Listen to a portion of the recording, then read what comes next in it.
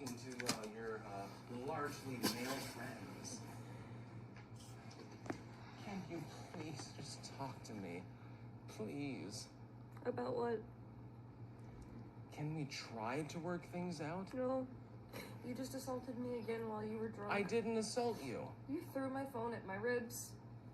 And then when I was in pain and trying to recover from that, you told me to stop faking it. I don't fake anything. Dude.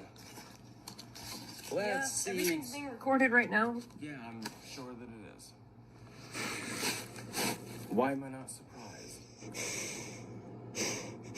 I threw your phone to you. At my chest, at my body, at my ribs. I gave it to you to read the messages between this dude and I that you accused me of cheating on you with. Yes. I'm not cheating on you with him. Well, I don't have any proof of that. You don't have any proof that I am. No, I don't. Because I'm not. No, I have a suspicion. Please go away. Please go away. No. Just go away. No.